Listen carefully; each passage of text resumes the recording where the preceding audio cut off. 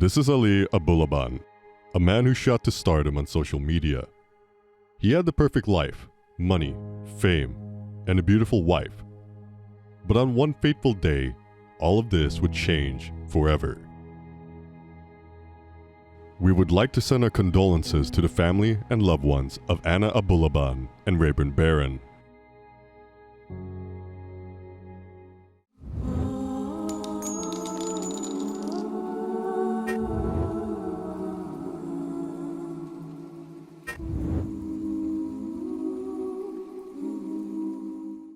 Ali Abulaban was born on the 18th of May of 1992 in Staten Island, New York. He was born into a Palestinian family who shortly after his birth moved to Virginia. Most of his childhood was spent in Virginia where he graduated. An aspiring entertainer from a young age, he was a singer for a band at the age of 14 and he was hoping to make it big, but that never happened. Ali had always envisioned himself being a powerful figure. However, he was far from that in his everyday life. He joined the military and was eventually stationed at a US base in Japan. A girl by the name of Anna, who was born to Filipino parents in Okinawa, Japan, was going to school at the same US base. Her father was working at the base and she attended high school there, where she eventually graduated. Anna was described by her friends as genuine, charming, intelligent, and an outgoing person who was like family. Anna would eventually meet Ali Abulaban at the military base, and the two were inseparable. Ali was eventually kicked out of the military for reasons not disclosed. He took this opportunity to take Anna back to his home state of Virginia only a year after they had first met. Not long after, Anna fell pregnant, and they had a daughter by the name of Amara. The couple married in 2017. Ali, having no job, now took to social media under the name Jin Kid, and started doing impersonations of movie characters, most notably Tony Montana from the movie Scarface. People were raving about how good his impersonations were, and he started building a fan base. He went viral on TikTok, amassing over 1 million followers in a short amount of time. Ali started doing comedy skits of the popular games Skyrim, John Wick, and even actors such as Nicolas Cage. Look, Dad, I know it sounds crazy, alright, but just hear me out. The map exists. All I have to do, look, I'm not stealing it, I'm borrowing it. We take it, we flip it over. If there's no map, we put it back. No harm, no foul. He had an amazing ability to capture their accents and mannerisms perfectly. He currently has 219,000 followers on Instagram, and his YouTube channel has 202,000 subscribers with over 44 million total views at the time of making this video. Ali would post content with his family quite often, and his wife would also be involved in some of his comedy skits.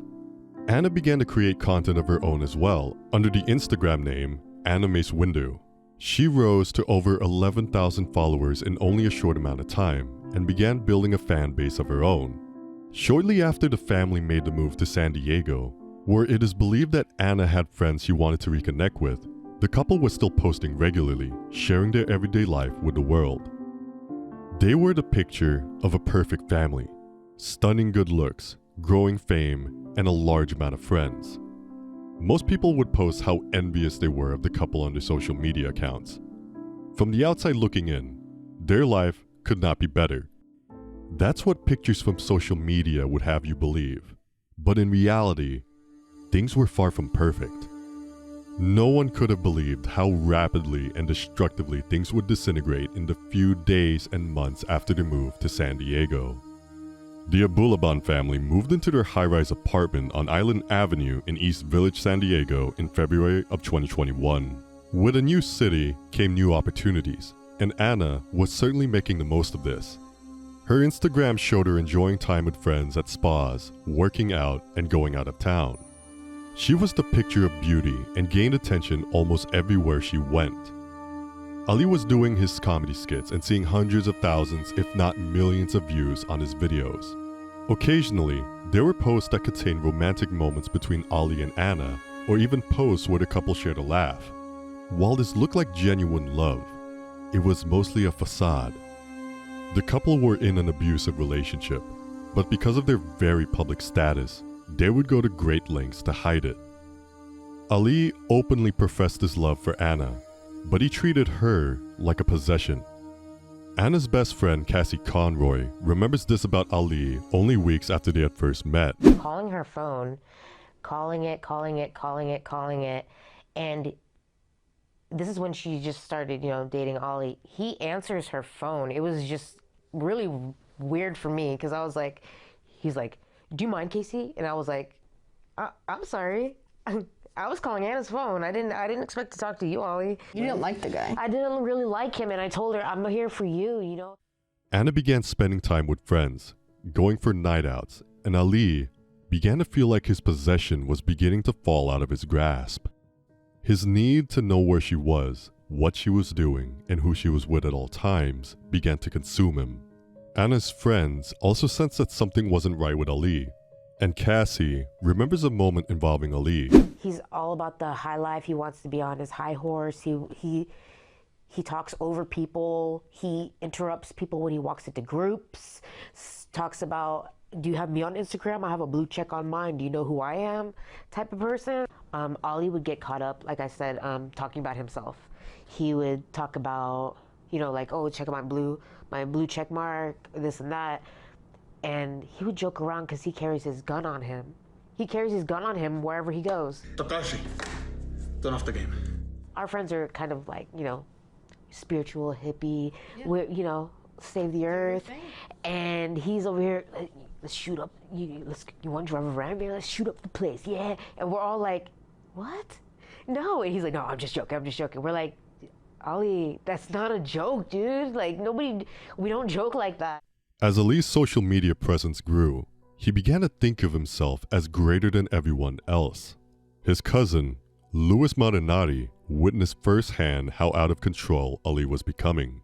Pulled out a bag of cocaine, and then I was like, "You're gonna get us all in trouble." He's like, "I'm Jin Kid, nobody can touch me because I'm Jin Kid."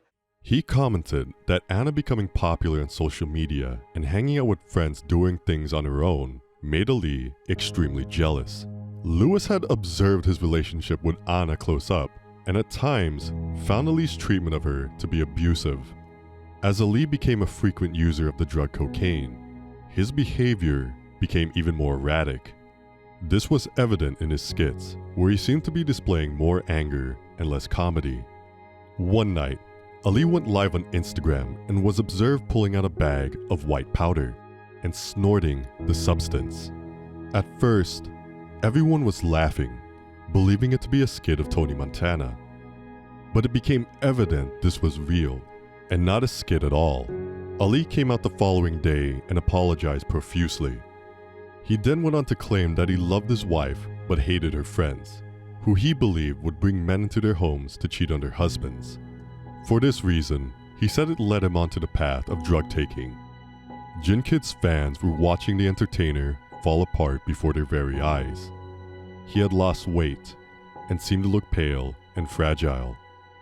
With his marriage slipping away, Ali was on the path to destruction. In early October 2021, Anna had called the police stating that Ali had pushed her, causing her some minor abrasions. She had also claimed that Ali had given their 5-year-old daughter a loaded gun and allowed her to hold it and point it around. Anna at this point had told Ali that she no longer wanted to be with him, but Ali wasn't ready to give up on the relationship yet. He went live on Instagram and started abusing Anna, who was in another room but could hear what he was saying. What he said was disturbing. Talk to me, bitch. Taking away my whole life. I got a top secret clearance. You trying to fuck that up? I'll bring you to San Diego for what? So you can run to your friends? You're not even an American citizen. I brought you to this goddamn country. Name one man that would do that shit for you, bitch. Women, man. Ungrateful mother. Oh, great. You were on the phone with police while I said that? Wow. I thought you were done with the phone call. Okay, great. What do you mean walk it off? I'm going to jail, man. I'm going to jail. I have no record. I'm going to jail. This is my bitch woman. Dedicate my life to her. One day she wakes up, she don't let me no more. Get the out of here. Who's the new Who's the new Let me find out. Don't play me. My daughter. She loves me so much. Now God knows how long she's not gonna see me. She don't think. She put me away for what? You're hurting my daughter. If I was petty, I would tell them that she beat me the up too. And you know what? Goodbye to your little citizenship there, Miss Filipino. But I'm not petty. I don't call the police on people I love. Out of here, bro. This lured me to San Diego for what? So she could be with all her friends? Oh, yo, man. I tried to separate. I said I'll leave. I packed all my There's my suitcase. Tried to pack all my but no, she started beating me. Tried to block the door. Stop lying to them, Ollie. No, it's the truth. You're a f***ing bitch. Shut the f*** up. You are a liar. Yeah, you got friends now. Now you don't have a husband. Okay. On October 18th, Anna confronted her husband and asked him to move out. She then filed for a divorce and restraining order. Anna had finally had enough and brought the courage to try and free herself from the abusive relationship. Ali, having had control of Anna for the entire relationship, did not want to relinquish control.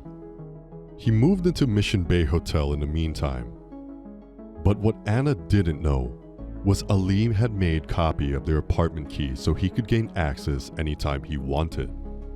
He then used this access to install a spying app on his 5-year-old daughter's iPad, so he could then listen into conversations in the apartment.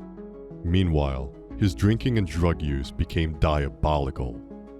Ali went live on social media once again while driving and drinking from a bottle of red wine. He asked if any sexy females were watching him right now to send him a message. Many believe he did this in an attempt to make Anna jealous or to make her call him. This was because he was continually calling Anna's phone, but she refused to answer. He became even more angry and he began ringing her friends asking for an explanation. They pleaded with Ali to allow her some time and maybe they could work things out. But not having control of the situation was causing Ali to become even more unpredictable. October 21st, 2021. Anna had left her apartment to do some daily errands when Ali let himself into the apartment. In a fit of rage, he damaged items inside that belonged to Anna. He then rang Anna and left a voicemail telling her what he had done, saying it was all her fault. When Anna returned to the apartment later that day, she had brought her friend Rayburn Barron with her. It is believed that Rayburn may have been called by Anna to come with, as she was scared of a confrontation with Ali if he was still at the apartment. Rayburn was known by friends as a person that was willing to help anybody in need, and this is exactly what he did when Anna asked. This would be the final tipping point for a drug and alcohol-fueled Ali. He was listening in on the app he had installed and could hear another man talking. This sent him into a murderous rage. Ali hopped in his car and raced down to the apartment. He got in the elevator and hit the 35th floor, seething with anger the entire journey. CCTV footage showed him running out of the elevator and to the apartment door. He opened the door and encountered his wife Anna and Rayburn sitting on the couch. Ali pulled out his gun and fired toward Rayburn 3 times, hitting him in the neck, cheek, and the back of his head. Anna screamed, and Ali quickly focused the gun on her, shooting her once at close range in the forehead. Ali had control of Anna for their whole relationship, and now he had finally shown her he had the ultimate control. With his gun still in his possession, Ali left the apartment block and headed to pick up his daughter from school. Once he had collected his daughter, he had told her that he had hurt mommy. Ali then phoned his mother and had told her what happened.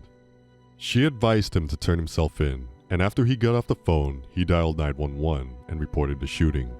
He had told the dispatchers that he found the couple already dead when he arrived at the apartment, and that it wasn't him who did it, that he was innocent. Police tracked Ali by his phone location over the next 45 minutes, and eventually arrested him on State Route 15. When the news eventually broke about the double murder and who the primary suspect was, many people were in shock. Someone they had watched and adored was accused of such a heinous crime. Ali Abulaban pleaded not guilty to 2 charges of first-degree murder. a charge that carries a life sentence and is also open to the death penalty. At his preliminary hearing, many people were disgusted as the details of the crime were read out. Ali could be seen sobbing in the dock as the details emerged. He gave this jailhouse interview, declining to answer if he had actually committed the murder. On the house with the iPad through my phone. So when you heard Rayburn's voice, you went I to. didn't recognize him. I didn't know who it was. But what were you thinking? I was freaking out. Oh my god, I caught her. I caught her. Oh my god. Oh my god. There's a man. There's a man. And then guess what? I hear nightmare. R&B music. I'm like, I'm like, don't do it. I'm screaming. As you're driving to the apartment, I'm screaming. I'm crying. I'm like, don't do it. what happens when you get to the apartment? I go up and I see them. What did you think? What did you think? They were nothing. I didn't see that. I don't know. It was a blur. And I felt like I was on the passenger seat of my own body. And to see her kissing Ray on my couch, with his feet on my table, with my feet. I'm running my apartment, my life, in the house that my daughter sleeps in, on the furniture that I put together. What do you expect a man to feel? Happy? Well, I guess that's the end of my marriage. On the highway, Why did you pick her up I picked her up. from school? Why did you pick her up from school? Why wouldn't I? But you picked her up early, correct? Why'd you pick her up early? Why wouldn't I? Did you know what had happened? About what? Your wife being shot. I'm the one who called the police. Mm-hmm. Reported it. I know. I found them. Do you think that made you snap? Do you think it changed you? Yeah! It messed with my brain. It made me violent, made me, like, aggressive, you know? Mm-hmm. When I'm on it, yeah.